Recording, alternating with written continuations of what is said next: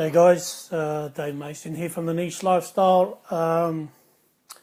vlog number 14, and I want to talk about, before I do, remember this is a personal perspective, it's a personal and holistic perspective on setting up and the running of a non-for-profit sports club. And if you're wondering what my experience is, other than running businesses and organisations, I spent 5 years as president of the Bayside Outrigger Canoe Club. So that's where my experience comes from. 5 things I want to get you to understand tonight. If you take anything away from this vlog, it's these 5 things. 1, if you're going into it, starting a new club, or if your club is struggling, then 1 is you need to understand your landscape, the environment in which you're currently involved in. 2, you need to understand your legal obligations as a club, and I'll talk about incorporated associations and affiliations. 3, setting your constitution, policies, procedures, how to run a club. 4, decide your club ethos, i.e. your club culture, your how you want your club to be looked at from everybody else, everyone who's going to measure you. And 5, assembling your team, i.e. your committee, your executive committee. So tonight, the first thing is understanding your landscape. Now, I've been approached by quite a number of people within my chosen sport of outrigging, and about the issues that they face on a day-to-day basis. The unfortunate part about giving advice is that I know for a fact that at least 60% of the advice is ignored, and they carry on hoping that things will fix themselves. And I can assure you that the outcome of 90% of those cases pretty well much speak for themselves. So if you're starting a club, if you're looking at starting a club, then my suggestion is you need to understand the driving forces, the environment, and this landscape within the code, the discipline or the sport that you've chosen to get involved with. You need to know who the people are, and I mean the people. You know, the movers and the shakers. You need to know the groups, because there's always groups involved, other than the politics in sports. That's a given. And then the events, and some of the stuff that's been organised by the governing bodies. So understand who the governing body is. Understand the real players within it, and it might take you some time, but get to know who they are, build relationships with them. That's fundamental. Build networks really quickly. It'll help you no end, because when you stick your hand out for help, most clubs are more than willing to help you. But you have to be, you've really got to understand the discipline that you're getting involved with. I've run into so many people who think that, it's just going to take care of itself. We'll have a constitution, we'll have a committee, but then they fail, and they fail miserably. And that's because they don't follow these key criteria. So it's really important, if you're in a sporting club and you're about to sit in the chief seat or jump on as an executive committee member, know what you're getting involved in. Realise that most of us do it definitely not for the pay, because there's no money in it. We do it for the love. And if you're going to spend all that time involved in something, then make sure it's the right thing for you. I've seen so many great people, really, really good people, just get absolutely smashed by the politics and the shit fighting that goes on because they didn't understand the environment that they're involved in. Two, I speak about legal obligations as a club. You need to understand, your Incorporated Association membership, what that entails. You need to understand the connection between you as a club and what you can do, where things like fair trading comes into play.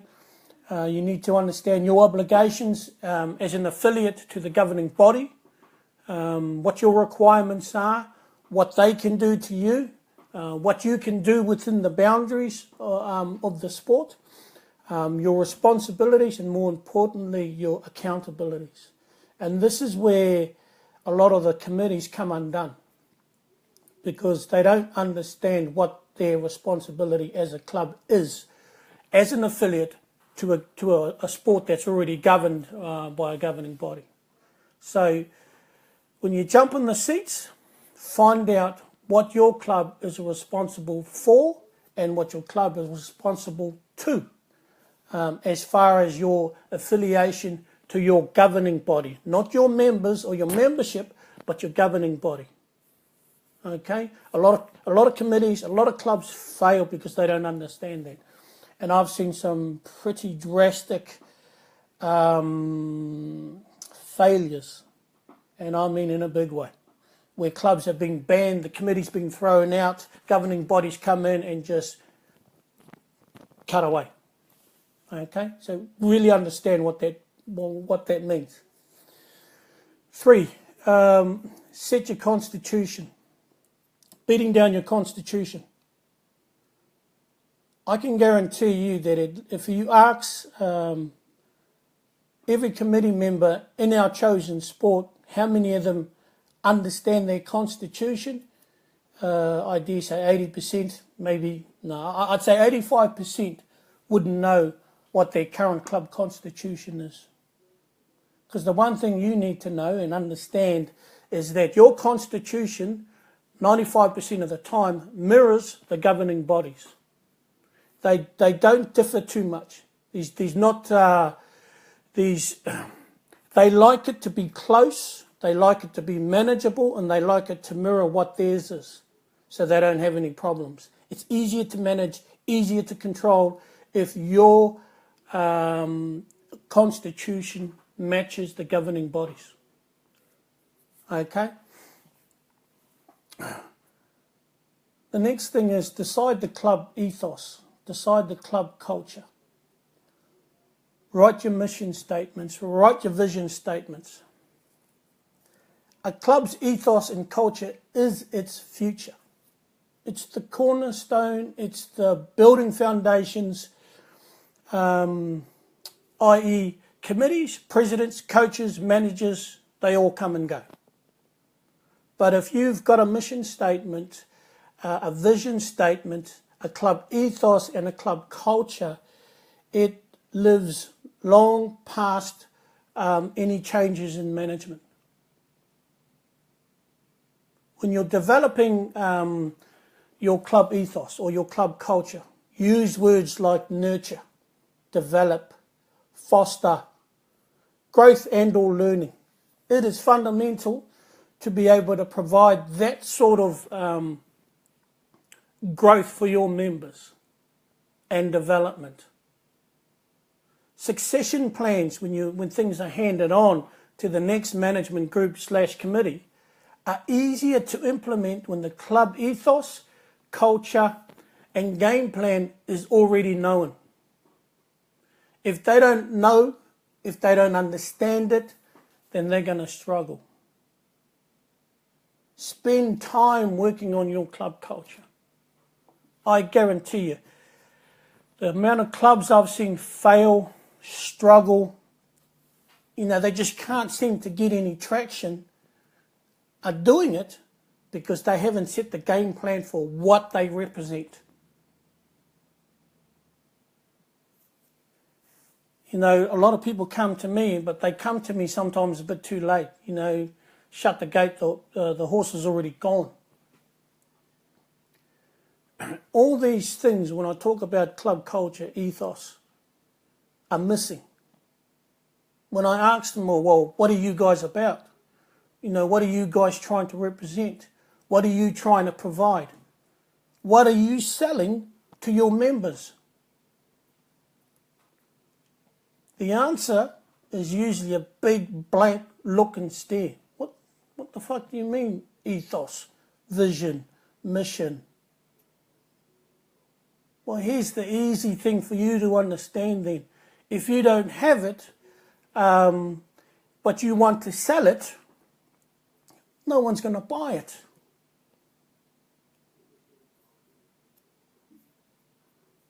You're selling things like ideologies. You know, you're doing things because you love to do it. They're getting involved in your sport because they love that part of it. Especially non-for-profit sports clubs. Do not underestimate the need to ensure that your club has its mission statement, vision statement, ethos, and or club culture known. I'll talk about the growth of our particular club and why it's growing. Okay, last thing, assembling your team.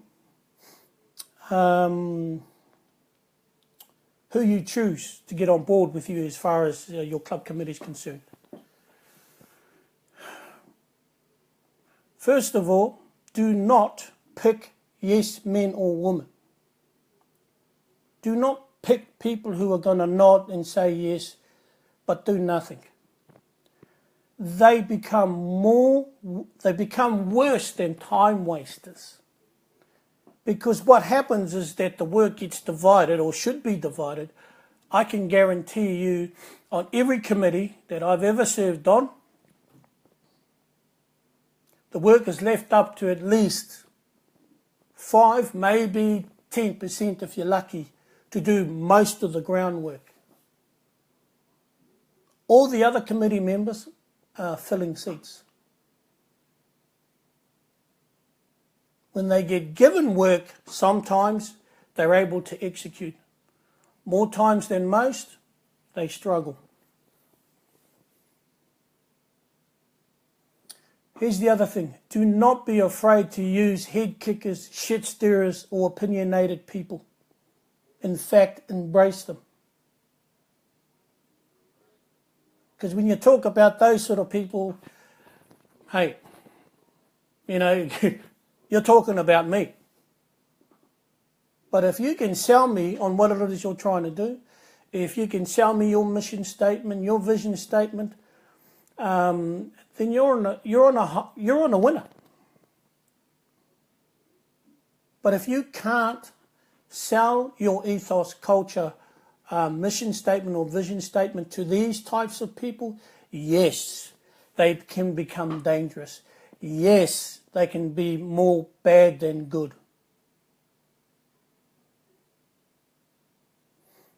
But do not be afraid of opinionated people, because once they buy into you, they become your biggest assets. Skill sets shortage. Now, a few clubs have come to me and they say, oh, well, you know, our succession plan sucks because we don't have the people to be able to come in and fill those seats. Unfortunately, and I'm going to swear, that's bullshit.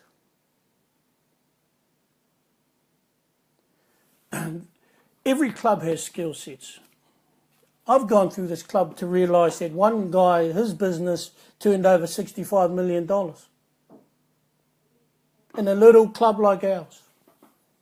One guy runs a business, he's in panel beating, and they do 40 cars a week. Imagine the mindset behind those two guys. Imagine the skill sets. Imagine what they can bring to a club, any club. And this you're finding out later. Again, you've got the problem, though, of being able to sell club ethos, sell club culture. I'll keep going back to that, and I'll keep repeating it. I'll keep regurgitating it. It'll be like a cow cut. It keeps coming up. You need to understand how powerful and how important that is. You may not have the skill set within your club right now that you think, or you may not have because you're small. Then look outside for guidance. Get people to come in and help shape what the vision is that you're trying to get. Get people to come in and help sell your ethos, culture, or what you intend to do to your members. And then watch them get involved. Then watch them buy into what it is you're trying to do. A couple of other things to consider when you're setting up your club. And these are things that are pretty important. And this is a personal perspective, so you can take it or leave it. When you put together a committee, there's two types of management when you're running a club. One is called governance, and the other one is called management. Now, the difference between the two, the role of the executive committee is club governance, setting up club policy, provide direction, provide game plans to nurture that club ethos I was talking about. They are not there, and you've got to listen to what I'm saying, they are not there to provide day-to-day operational decisions. If your committee is involved in every day-to-day operational decisions, then your policies are failing.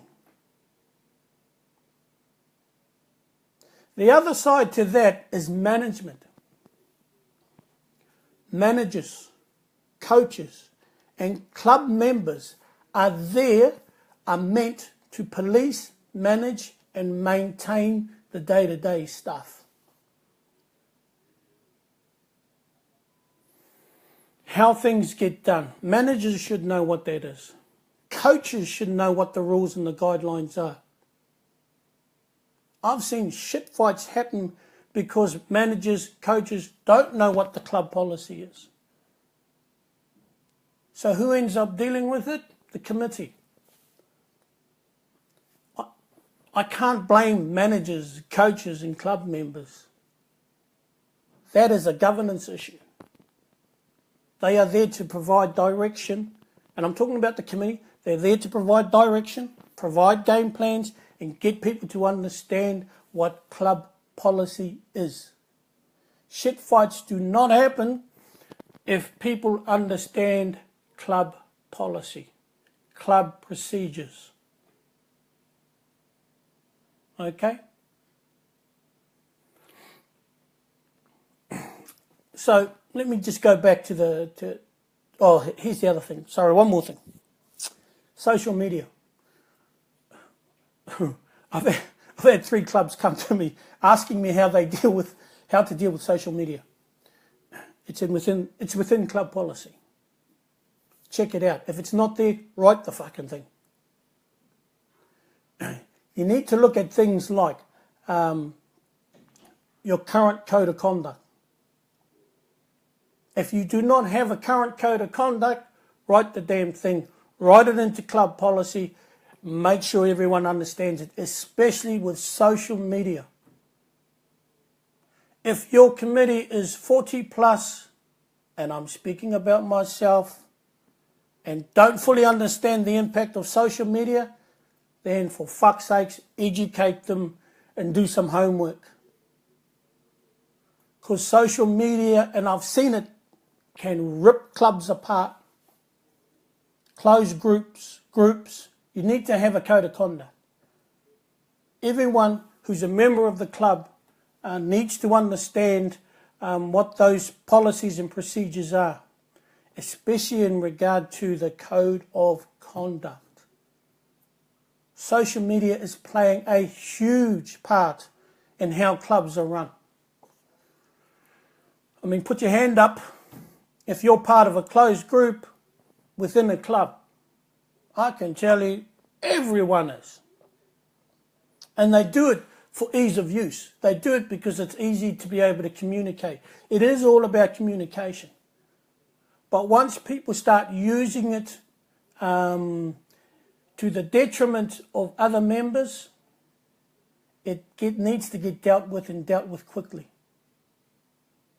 So start at the top. Club committee members, executive committee, understand the impact of social media. I do. Trust me, I do. I've been at the sharp end of the stick quite a few times. Write, change, or fill a code of conduct if it doesn't include social media. And all those clubs out there, you know what I'm talking about. You've got to have a code of conduct for that, and it's got to be in the policy book. Every club member should have a handbook, or understand where to get one from. All club committee members, executive committee members, need to understand their club constitution until they are fluent at it. If they are not, I promise you they are, especially committee members who do not understand the constitution, can be more trouble than the person committing the offence. Because human nature is to try and fix it yourself. But if you don't know club policy, you could be making things worse. Now, like I said, I've been part of Bayside's growth, and we've had some substantial growth over the last 3 years. We've got state and national champions in our stables. We have... But the funny thing about our membership is that not many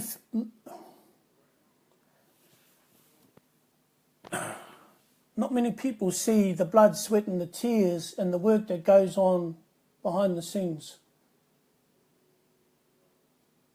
And there's very few shit fights that end up in the open.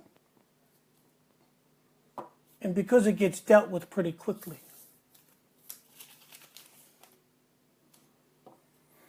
So, by all means, if you've got questions about what these 5 things are all about, then give me a call. It's not a broken record. I'm not a broken record. You know, if you come to me and you've got issues that you want dealt with, as far as helping your club to fix things, correct things, get up and running. If I can't help you, then I will point you to somebody that can. Because I know a few people in my chosen sport. My network is substantial and I've made it so. I've built some really good networks because it is fundamental to the growth of the club. If and when asked, then you can call on those networks. 9 times out of 10, they'll help you. Not very often people knock your back if it's for a good reason. And I'm no different. So if you've got issues and that you'd like even discussed, debated, or just thrown out there, you know, I can do one of 2 things. I can come to you and your club and we can sit down, or this, and I'm talking about Brisbane, guys. I'm not talking about anywhere else. But I can also hold webinars that are easy enough to do, easy enough to follow, and I can have up to 50 people in a webinar. A webinar, by the way, is an online seminar. Okay, so Guys, I hope that makes sense, and I hope it gets you thinking about your current situation. If you have issues, then by all means, give me a bell, give me a hoy. Always willing to help. It's Dave Mason from The Niche Lifestyle coming at you. Catch ya.